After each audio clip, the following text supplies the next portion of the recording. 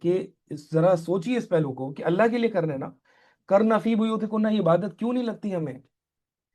اللہ کے لیے گھر میں ٹھہرنا یہ عبادت کیوں نہیں لگتی؟ چلیں حدیث سنیں، صحابیات کا عمل کیسا تھا۔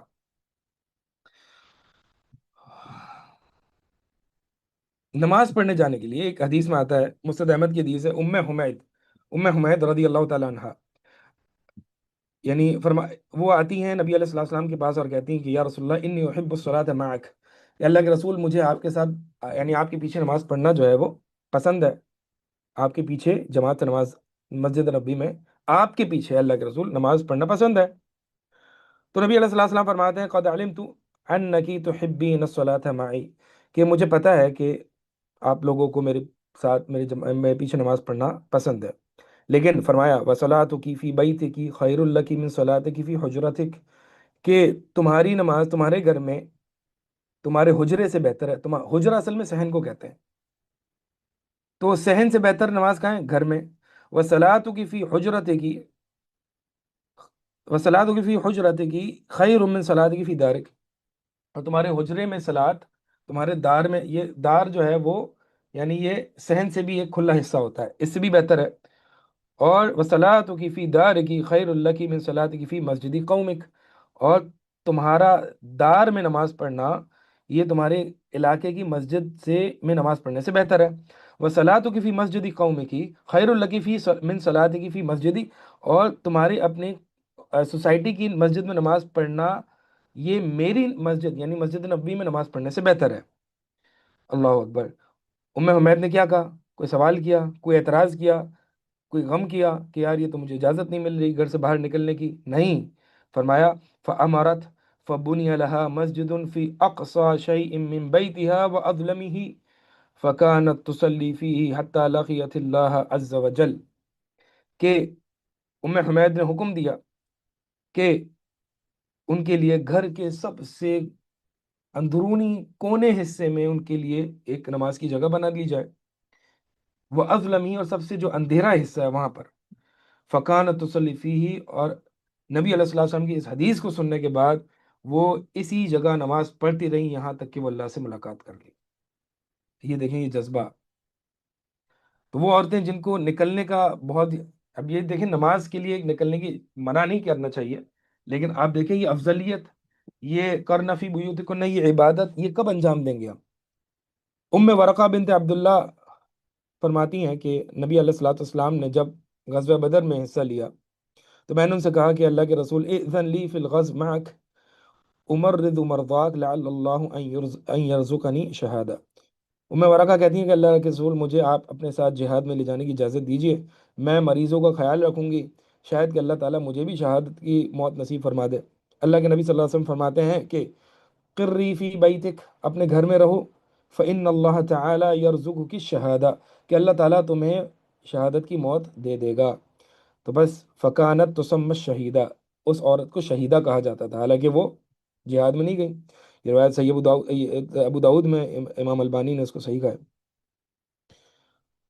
تو اسی طرح ام کبشہ رضی اللہ تعالیٰ عنہ کہتی ہیں کہ اللہ کے رسول مجھے اجازت دیجیے کہ میں فلاں فلاں لشکر میں شریک ہوں، تو اللہ کے نبی نے فرمایا کہ نہیں، اور تو انہوں نے کہا کہ اللہ کے رسول میں کوئی قتال کرنا نہیں چاہتی، میں جہاد کرنا نہیں چاہتی، میں تو بس مریضوں کو جو ہے ان کی دیکھ بھال اور ان کو پانی وغیرہ پلانے کے لیے گھر سے شریک ہونا چاہتی ہوں۔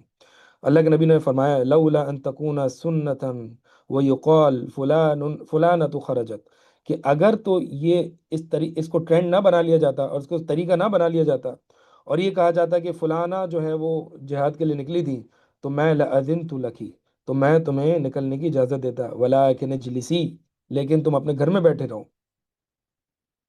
اور ایک روایت میں آتا ہے ابن ابی شیبہ یعنی اپنی مصنف میں لائے کہ اجلسی، نبی علیہ الصلوۃ والسلام فرمایا کہ اپنے گھر میں بیٹھو، لا يتحدث الناس ان محمدا یغزو بامرأۃ، کہ بھائی گھر میں بیٹھو، لوگ یہ نہ کہیں کہ نبی صلی اللہ علیہ وسلم عورتوں کو جہاد میں لے کے جایا کرتے تھے۔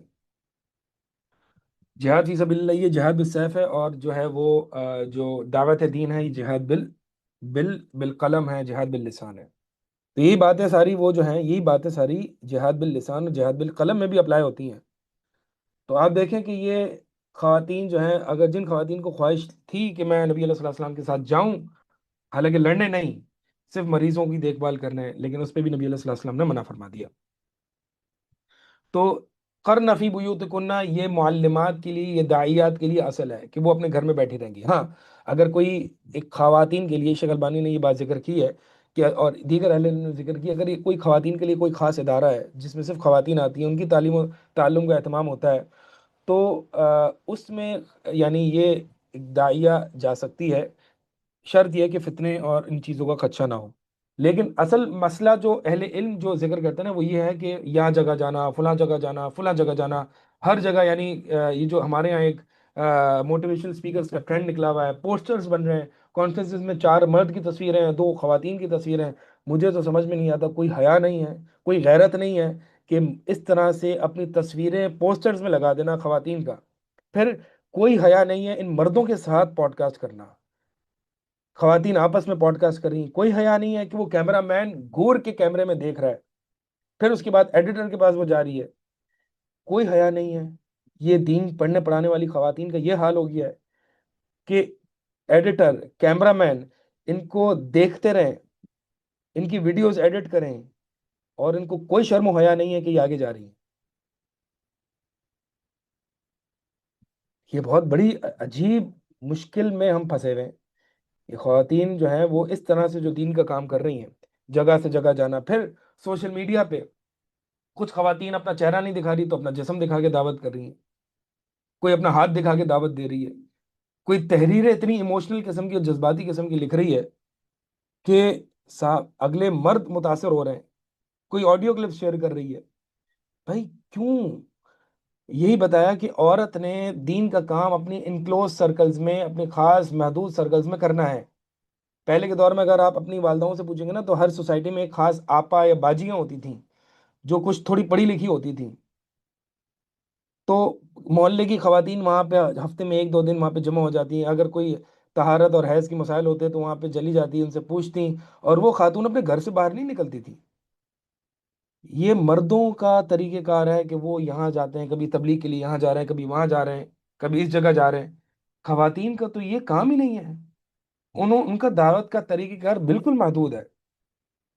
زیادہ سے زیادہ جس کی اجازت علماء دیتے ہیں وہ یہ ہے کہ اگر ایک ادارہ خواتین کا ہے جہاں پہ شعبہ حفظ ہے اور خواتین کی بنیادی عقائد اور بنیادی دینی تعلیمات کا سلسلہ ہے، تو بس خاتون محدود دائرے میں رہ کے وہاں جائے، پڑھائے، تربیت کرے اور گھر میں واپس آ جائے.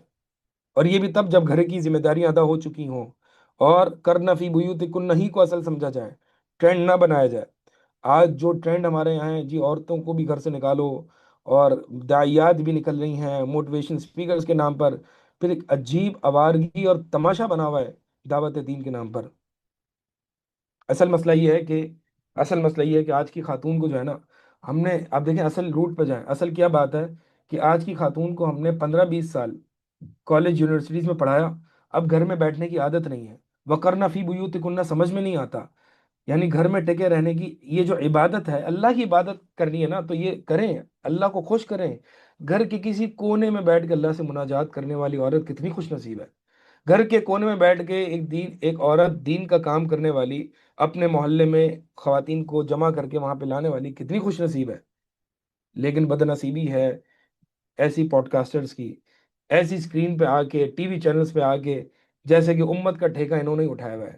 امہات المومنین کی ذمہ داریاں انہوں نے ادا کرنی ہے، حالانکہ امہات المومنین نے بھی ایسے نہیں کیا. تعجب ہوتا ہے واللہ. یہ فتنہ بنتا ہے، یہ فتنے کا باعث ہے. کیوں اپنے آپ کو جہنم میں ڈال کے لوگوں کو جنت میں ڈالنے کی کوشش کری جا رہی ہے؟ اپنے اپنا جسم ہی ملا ہے، اپنا آپ ہی ملا ہے کہ ہم اپنے آپ کو جہنم میں ڈالیں، اللہ کے عذاب کو مستحق بنائیں کہ لوگ بچ جائیں، امت کی اصلاح ہو جائے. واللہ عجیب عجیب بات ہے یہ.